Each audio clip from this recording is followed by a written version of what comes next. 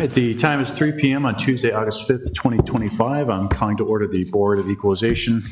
Today we have with us Commissioners Kelly, Burmeister, Warren, Mixon, and Klug, as well as our County Administrator Bonnie Moore, Tabby Belushi from the Clerk and Register of Deeds Office, as well as Jeff Mikesell, our Treasurer, Dan Pittman, County Assessor, and Denny Wilson, our County Engineer.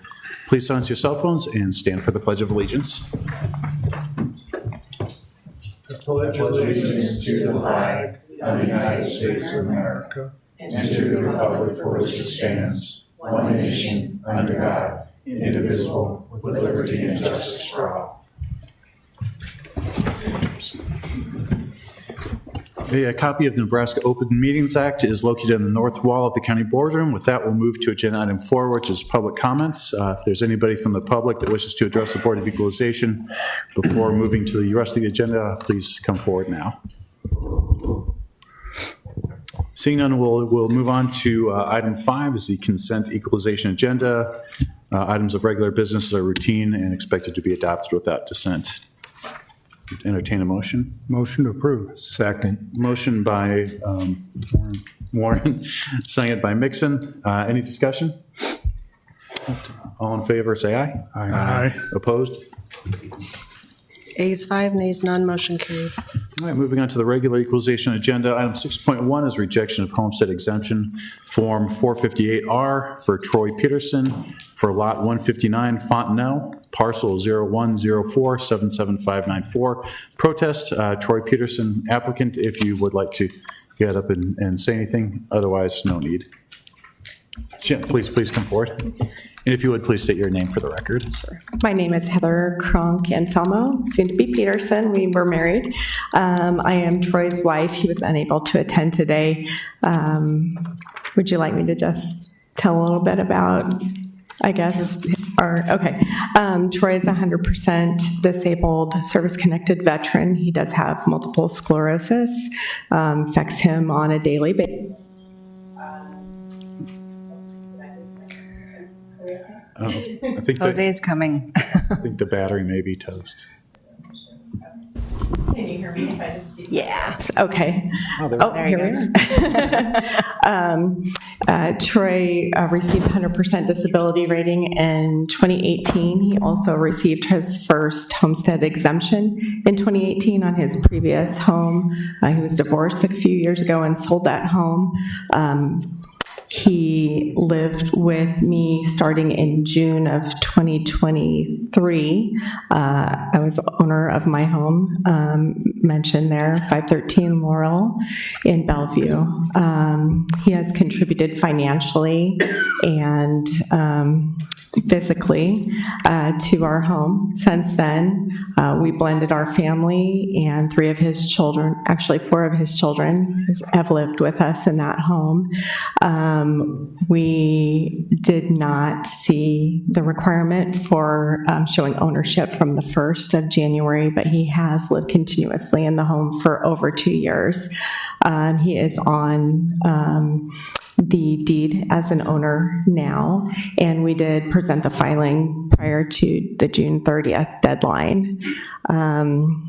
I believe he submitted information showing that he has lived in the home for 2 years, bills and such, as well as a letter. The homestead exemption has been imperative in his financial planning, being responsible for his family and now our family's financial well-being. As you know, MS, or may not know, MS is a disease that can affect someone at any time without warning. And so having these financial programs in place for us in case he does suffer a relapse unexpectedly is important. He did suffer a relapse 2 years ago, this past December. So, yeah. Is there any other information, or do you have any questions for me? When were you married? We were married June 20th of this year. Okay, great. And your husband, Troy, lived in the house since 2018, you said? No, he lived in this house since June of 2023. 2023. And he's been contributing financially since that time? That's correct. Okay. Thank you. Any further questions? What was the amount of tax what's the amount of taxes on the property? I'm not sure exactly on the amount of taxes on the property, 6 something when last I looked. 6,000 and Correct, change? correct. Okay, thanks.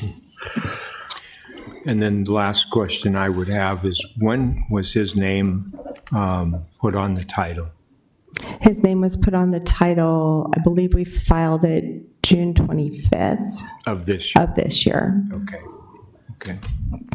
I can look that up if you need a specific date. Well, that's important because it's, I'm looking at it, why the assessor denied it, because not owner by January 1 of 2025. So, Yes, understand that, and that, Yeah. I guess that is our contention. Right. Is that it wasn't an apparent requirement on the website when we looked. okay.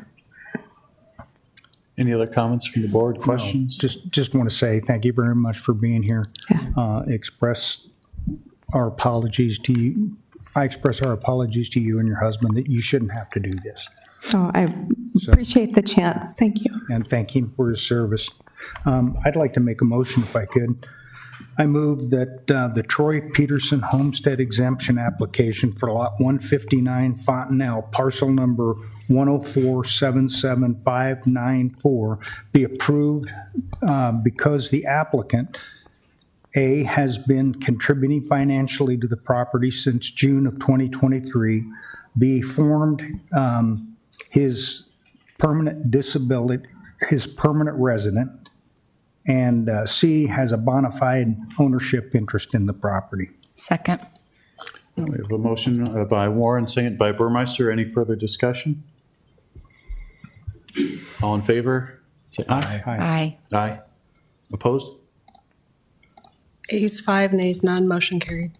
Thank you for coming out. Appreciate your consideration. Thank you. Now, I'll also state, what happens from here is totally up to the state. Understand. And this is one of the issues that we're going to address with the legislator next year, that these shouldn't have to be, so. Appreciate your time. Thank you. Thank you. All right, item 6.2 is a rejection of homestead exemption form 458R, Lisa Laurie for Lot 89, Covington 2, parcel 01159830, protest, Lisa Laurie, applicant. Good afternoon. Good afternoon, members of the board. My name is Lisa Laurie, L-O-U-R-E-Y. I'm a retired Major U.S. Army with 21 years in service. I'm also a disabled veteran and a Gold Star widow. My husband, Matthew, was killed in combat in Iraq in 2005. And I have had homestead tax exemption since I've moved here to Nebraska in the past 6 years, like 2019. And unfortunately, the day the letters had come out, I was taking a sabbatical and in Nepal for over 30 days. And of course, as you know, in 30 days, a lot of mail accumulates. And somehow, I guess the annual notice got lost in the shuffle. And I didn't realize the need to file. So as soon as I realized I had missed the day that I had needed to file, I ran immediately to the assessor, but I needed a new letter to verify that my husband was indeed still deceased. So ordinarily, that letter comes from the Veterans Service Office, which is conveniently located right next door to the assessor's office. Well, apparently that policy recently changed, unbeknownst to me, and it had to be sent, the request for the letter had to be sent to Lincoln, from Lincoln, and it took over 2 weeks for the letter to actually arrive to me, resulting in my late reporting to the office to file, and of course, the denial. Some additional extenuating circumstances. I had ankle surgery, some pretty extensive ankle surgery at the VA in April, on April 12th, immediately upon my return from Nepal, which kept me housebound for a number of weeks and in a boot and doing physical therapy. So I know it might not be the best of reasons. However, I live in Gretna, and as many of you know, there's been extensive development in Gretna such that property tax has been continuously elevating. And I think I would stab someone in the throat just to have a $6,000 property tax. Mine is approaching $16,000 a year. So the loss of homestead tax exemption would literally financially destroy me, crush me. I'd have to look into other means of, I don't even know. So I'm open for any questions you might have. So, Ms. Laurie, your ankle, the medical condition of your ankle, did that contribute to the reason that you didn't get your filing in on time? Well, there's no way I could drive. I couldn't use my left foot at all, and walking any distance. I was restricted in walking only about 5 feet, 5 to 10 feet. Okay, thank you. The only question I have is, obviously, you received the information in the mail to file the exemption. I actually did not find it at all. Okay. That's how I forgot, because normally when the letter would come in, I post it up on my refrigerator with my property tax from the previous year so that I know, oh, grab it, go. Could not locate it. I checked at the assessor. It didn't get returned to them, but it was nowhere within my mail. Okay, did you receive any other correspondence or phone calls or anything from the assessors? No, nothing at all. Letting you know that Yeah. it hasn't been filed yet? No, nothing at all. In fact, that's not the process. The process is kind of you go and, No, I understand what our process is. Yeah. And we're trying to also add that, the problem we're running into as everything is growing and the exemption program has expanded some, and so it is growing and also putting more burden on the assessor's office. Yes, absolutely. To follow up and everything.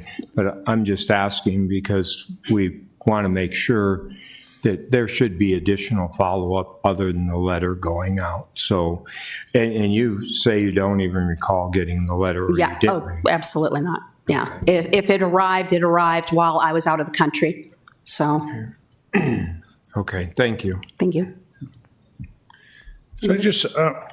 So is your homestead exemption based on your disability or your It's based on husband's? my husband's as a widow. I file it Okay. as a widow.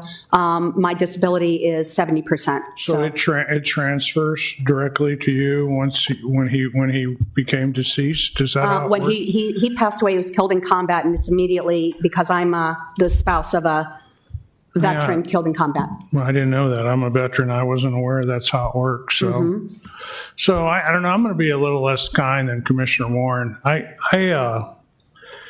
mean, we sit on this Board of Equalization, and every week I vent my frustrations because we operate under rules, stupid rules that are made by stupid people. And at the end of the day, I can't say it any more clearer than that. And so the problem we have is there's only 5 of us. There's 49 of them down in Lincoln. And they all have various agendas that divert their attention and prevent them from making sound and reasonable rules. One thing I would like to see, though, internally and from the county level is when somebody goes down to the Veteran Service Office and asks for help, Yeah.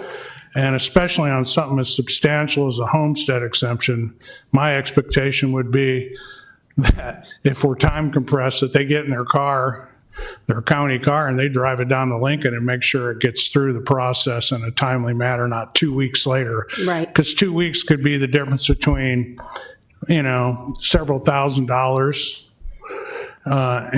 As it is. and financial hardship. So that's something I think we need to look at internally on our end to make sure that our folks are being a little bit more responsive. I know they do a great job down there, but you drop something in the mail, Yeah. you lose control. So Exactly. I think Yes, in sir. situations like yours where time is of the essence, I think we really need to be a little bit more proactive at the county level to make sure. Because when people come into the Veteran Service Office, or really, for that matter, any office in the courthouse, they're customers.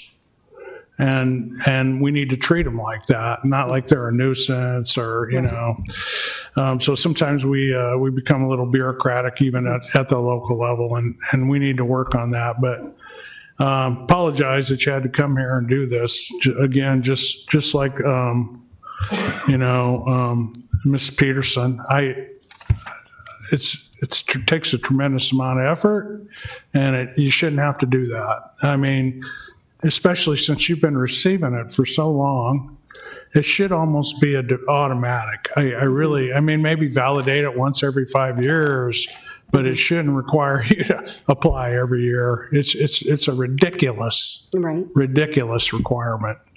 So, Yeah, and the anyways. letter, I might add that when I first received the exemption, the letter was physically prepared right there in the Veteran Service Office. I don't know what caused it to now have to be done in Lincoln, I don't either.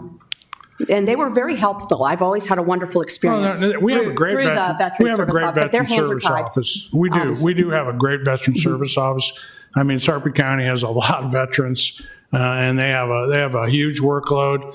But I just think when something is time critical like that, we probably need to take the next step, the next level of support, and get in a car and drive down to Lincoln and make sure it gets processed that day. Well, thank you, sir. Thank you. So Lori, same comments addressed to you. Thank you for being here. And again, my apologies. There are those 40-plus individuals down at the Senator, but at the state Senate, but there is one good guy for sure. And Bob Anderson said he will pick this up and will work with us to put together a bill and either make it so that it doesn't have to be repeated once you're at 100% or figure out some solutions. So thank you for being here. Thank you, sir. I also have a motion. I move that we approve the extension deadline for the homestead exemption form number 458 application for the applicant, Lisa Laurie, regarding Lot 89, Covington 2, parcel number 115983880, and deem the application timely filed as it was signed by the applicant July 14, 2025. And further, I move that Lisa Laurie homestead exemption application for Lot 89 Covington, parcel number 115983880, be approved for the reasons stated in the document submitted by the applicant. Does Kayla have something for us? Or- Yes, I do. Kayla Starbuck, Deputy County Attorney. I just wanted to point out that we've provided you with some motion language earlier, but the taxpayer has brought in some additional information in that if you make a motion under 773512 subsection B, you can find that the taxpayer has provided information that she's had a medical condition which impaired her ability to file the application in a timely manner, which would allow you to allow the waiver of the deadline for the homestead exemption today. Okay. Do you have that? Okay. So I add that to my motion. I'll second it. Motion by Warren, second by Burmeister. Any further discussion? All in favor, say aye. Aye. Opposed? Ayes I'm an 5, nays none, motion carried. Thank you. Thanks for coming out. Thank you for being here. Up next is item 6.3, tax corrections 17617 through 17631. Dan Pittman, the assessor, is available if we have questions. Motion approved. Second. Motion by Warren, second by Burmeister. Any discussion? All in favor, say aye. Aye. Opposed? Ayes 5, nays none, motion carried. Next, we have 6.4 is notice of valuation change exemption status 1. Dan Pittman once again is here if we have any questions. Otherwise, I would entertain a motion. Motion. Second. Motion by Kelly, second by Warren. Any discussion? All in favor, say aye. Aye. Aye. Opposed? Ayes 5, nays none, motion carried. There's no need for executive session in the BOE this afternoon. With that, all agenda items having been addressed as published, the Board of Equalization is adjourned. All right, the time is now 3:20 PM. I'm calling to order the Board of Commissioners. With us today, we have Commissioners Kelly, Burmeister, Warren, Mixon, and Klug, as well as Bonnie Moore, County Administrator, Tabby Belushi, and Deb Hotelling from the Clerk and Register of Deeds Office, Jeff Meixel, our Treasurer, and Denny Wilson, our County Engineer. Once again, I'd like to open up for public comments. Is there anybody that wishes to address the Board of Commissioners before moving on to the rest of the agenda? Seeing none, we'll move on to Commissioners and Administrators' comments and announcements, starting with Commissioner Kelly. None, thank you. Another job well done by the County Fair Board and all those involved. Thank you very much for making Sarpy look good. I just want to ask Commissioner Kelly if the beer was cold. At the No, fair. but the speech was riveting. I'm just telling you. Yeah. A standing ovation. Everybody was standing. That's right. That's a technicality, Jim. And I would just add, that there's a lot of discussion about the Veteran Service Department. They do a fantastic job, and some of the filing processes are a little confusing. I know they always do their best to try and make sure things are done timely. And I would encourage you, if you have questions for Tim Henderson, the director, he'll be here after the board meeting. Thank you. Thank you, Bonnie. No comments from me, so with that, we'll move on to item 5, is the Consent Commissioners agenda. Once again, these are items of normal business that are routine, which are expected to be adopted without dissent. Motion to approve. Second. Motion by Warren, second by Mixon. Any discussion? All in favor, say aye. Aye. Opposed? Ayes 5, nays none, motion carried. All right, moving on to Planning and Zoning Agenda, 8.1, Public Hearing and Resolution 2025-207, rezoning for AG Agricultural Farming District to AGR Agricultural Residential District for a subdivision to be known as lots 1 through 7 and outlots A through C. Novacek Acres, generally located southeast of 228th Street and Rough Road. Applicant CCR Land LLC, Robert LaRocco, Planning Director. Welcome. Thank you, Mr. Chair. Can we take items 8.1 and 8.2 together? Absolutely. Yes. I'll present on both of those concurrently, and then you'll have to vote on those items separately. Okay. All right, so I'm here to discuss this afternoon with you a preliminary plat to allow 7 single-family residential lots and 3 outlots for conservation and stormwater drainage, along with a rezoning of the property from agricultural farming district to agricultural residential district. Approximately 79.79 acres located a quarter mile south of 228th and Rough Road.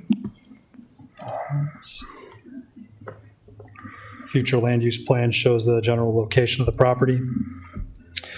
Currently ag land in production. It slopes downhill from northwest towards this tree line drainage here to the south and east on the property.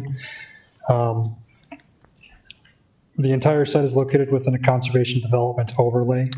It's accessed by 228th Street on the west side of the property. They're running north-south along the west side of the property, and there is no structural development on the site today. The applicant is proposing to subdivide the parcel into 7 single-family residential lots, each greater than 5 acres in size. Here's a look at the preliminary plat document. There's 3 lots as well being used for conservation and to accommodate the drainage ways, generally mimicking the line of the drainage on the south and east sides of the property. We're proposing a single gravel road that runs west to east across the property, along with the right-of-way dedicated north to the north here to provide access to the north parcel at the time that should develop. One thing of note here is that the applicant discovered that the property to the south and to the east are each held in a conservation trust, and as such, they're not developable. The original request showed a road connection to the south and a road connection to the east.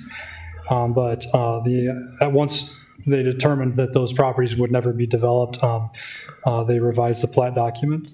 the right-of-way is not being provided. However, the Planning Commission did want to ensure that a connection could be provided if for some reason in the future that those properties were to become developable. So provision of this access will be through the existing Outlot A to the south and to the east, and that will be addressed as a part of the subdivision agreement when that comes forward. They'll need to make sure that they address that with the submission of the final plat application. Along with this, the applicant is proposing to rezone the property from AG Farming District to AG Residential Districts. The proposed zoning is consistent with the future land use designation for the property. The proposed outlots consist 42.6% of the total site area, so the conservation overlay requirements are being met. There were 2 exceptions that are being requested as a part of this. The first would be paving to allow gravel surfacing of the road in lieu of paved surfacing. It does connect to 228th Street, which is also a gravel surface road. And then cul-de-sac length, the north road connection is cutting down that cul-de-sac length at the time that develops, and they are providing a hammerhead turnaround there at that intersection to allow for the turnaround of heavy vehicles if they need to. I noted before, the subdivision agreement will address the provision of the north, south, and east road connections if and when those should develop and they need to be constructed. The Planning Commission included a condition that the applicant would demonstrate the viability of well service on each of these lots as a part of or prior to the submission of the final plat application. So we'll be making sure to include that condition as a part of the approval. And a final drainage study is required prior to or with submission of the final plat application as well. So staff recommends approval of the rezoning from AG Farming District to AG Residential, and approval of the preliminary plat with the 7 conditions noted in the recommendation report. Staff is available for questions at this time. Thank you, Robert. This is a public hearing. Is there anybody in the audience that wishes to address the board? With that, I will close the public hearing for Resolution 2025-207 and entertain a motion. I just have a question. You said the road is going to be gravel? Yes, sir. Okay, and will it remain gravel forever? And who will be paving it in the future if it ever comes up? Who will be responsible to pave it or to pay for it? If the gravel road would become paved at the time that 228th Street would become paved, that would be, there would need to be a connection to a paved road in order for that to move forward. And at that point, it would be a function of the, I don't know, I guess I'd have to defer to Scott. Yeah. And Denny Wilson or Zach can help me to hear. This is a private road on private property. They're responsible for the maintenance. They're responsible for the condition. It would not be a county road. If it was going to need to be improved at some point, it'd be the responsibility of those property owners. If you looked at that plat just to the south of this, the main road, 228th Street, dead ends. There's not a lot of vehicles that travel in this area. Don't know if it'll ever get paved. There's already some properties that have developed. It's in the conservation area. We just don't see that many more lots or much more traffic in that area. Does that answer your question? Yes, my only concern is, and I thought that's what I heard, that it's a private road. They're all responsible for it, whatever they want to do if they pave. I just don't want to be put back on the county at some point and say, okay, now we want this paved. No, at the county's expense. And as Robert was mentioning, all that is contained in the subdivision agreement, and those, and I don't know if they're filed against the property. That would be a question for the county attorney, but that's the rules. And so it's clear the county engineer is not accepting this road for maintenance or future improvement. It's a private road that all these lots can build off of. Thank you for clarifying that. Thank you, Scott. And with most of Western Sarpy roads, I gotta say, you'd have to drive 3 miles almost to hit hard surface from this spot. So. You're still harping about those gravel roads. Yep. All right, with that, I would entertain a motion. I make a motion to approve 2025-207. Second. Motion for Warren, second by Mixon. Any further discussion? All in favor, say aye. Aye. Opposed? Ayes 5, nays none, motion carried. All right, up next is 8.2, which we did cover a bit already, but it's public hearing and resolution 2025-208, preliminary plat of subdivision to be known as lots 1 through 7 and outlots A through C, Noachek Acres, being a platting of the north half southwest quarter of section 35, township 13N, range 10E of the 6th PM, Sarpy County, Nebraska, generally located southeast of 228th Street and Rough Road. Applicant CCR Land LLC. Robert, thank you for coming up and addressing us. Do you want to open it up? This is a public hearing. Any discussion from any members of the public? Seeing none, I will close the public hearing and entertain a motion. Motion to approve 2025-208.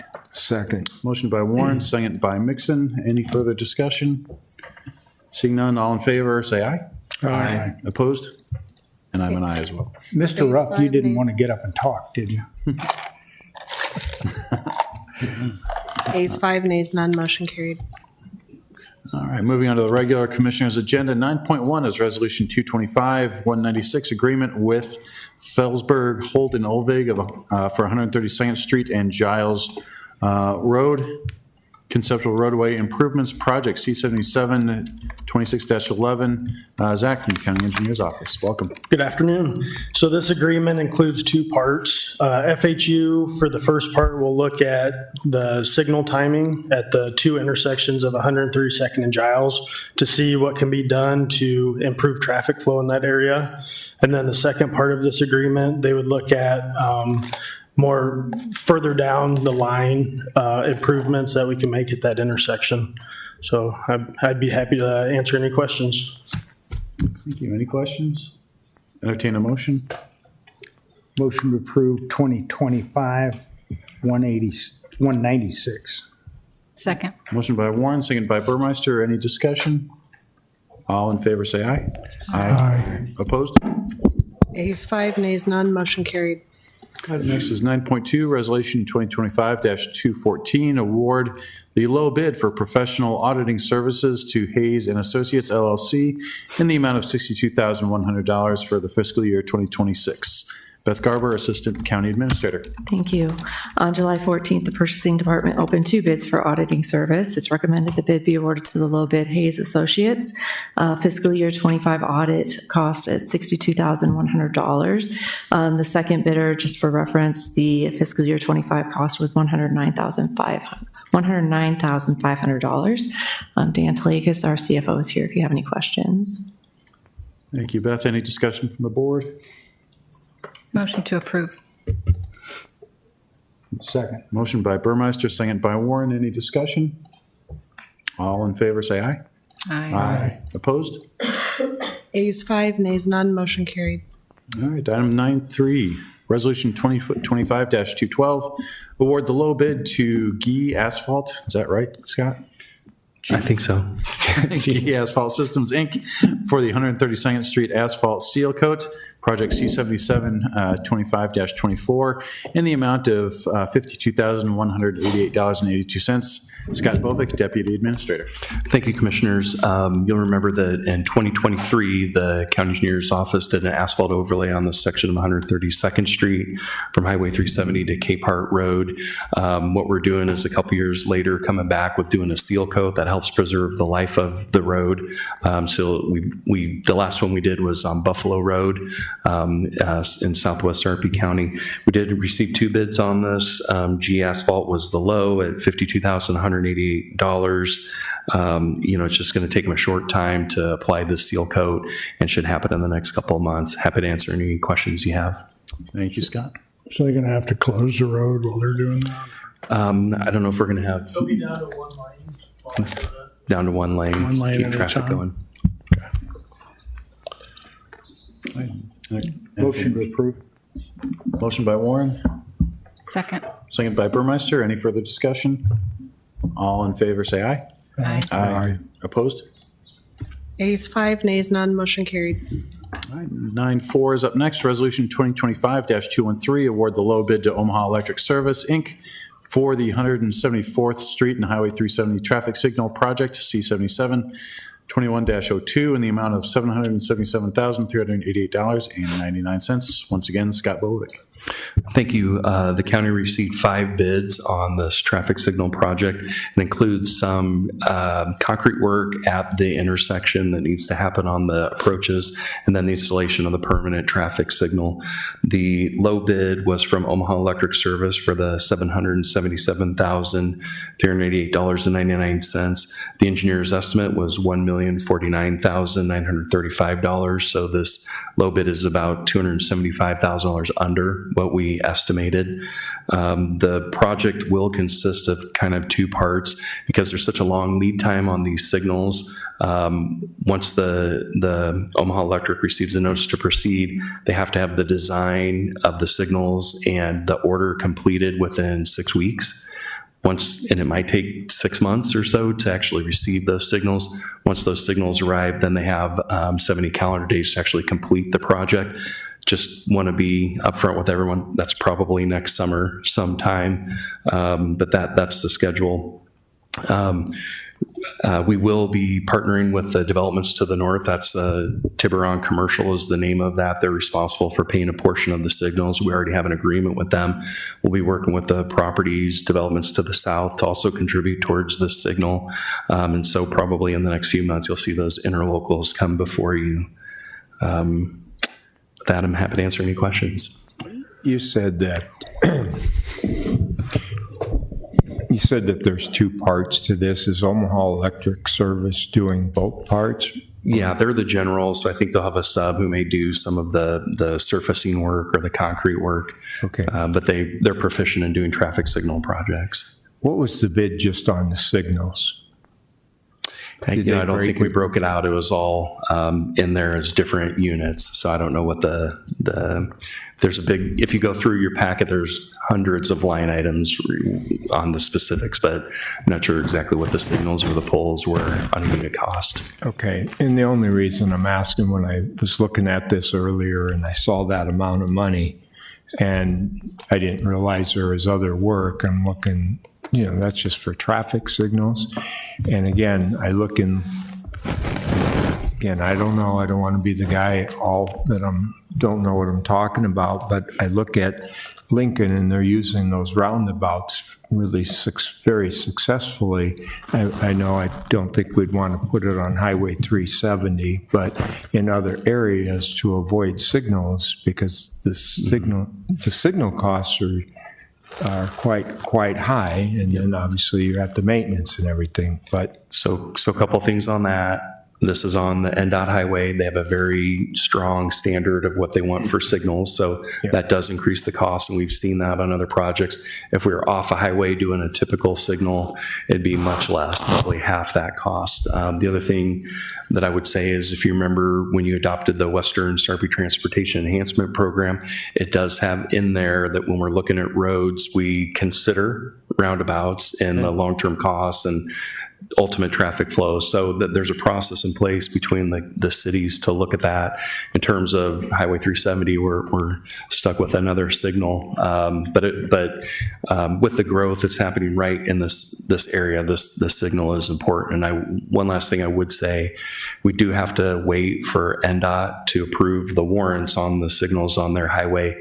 This is really close, so we're positive that by the time we're constructing this, we'll hit the warrants and it'll be able to be activated immediately. And so 2 other comments, one being about roundabouts. If roundabouts are done the right way and they're made big enough for the traffic that's going to be on there, they work very well. If they're made substandard to what traffic is going to go, it's not a good fit. And then NDOT requiring us to have higher things. Do they contribute, or is there any way they contribute to any of this? Or they do not contribute. They contribute with making it costlier for us. Yeah. Their philosophy or their policy, I guess, is that the reason for the need for the signals is the traffic that's coming from county roads and developments. And so I will say that our SID partners and development partners have been great to work with to make sure we're splitting that cost to make it affordable for everybody. So, yeah. Okay. Thanks. Motion to approve 2025-213. Second. Motion by Warren, second by Mixon. Any discussion? All in favor, say aye. Aye. Opposed? Ayes 5, nays none, motion carried. And lastly, 9.5 is Resolution 2025-211, award the low bid to T2 GC LLC for the various concrete panel repairs, Project C7725-19, in the amount of $308,751. Once again, Scott Bovick, Deputy Administrator. Received 4 bids on this project. As the board knows, every year we allocate about $500,000 towards concrete panel repairs. Do those throughout the county at areas where needed as determined by the county engineer's office. They did do a study a few years ago looking at the pavement conditions across the county. So that's how the areas are selected. We got the 4 bids. The low bid is $380,000 with T2 GC, and over the next couple of months they'll be working on these. And I'm assuming similar to the other project that one lane will be closed at a time, the other will be open, and that they'll manage that traffic accordingly. So, happy to answer any questions. Thank you, Scott. Any questions? Motion to approve.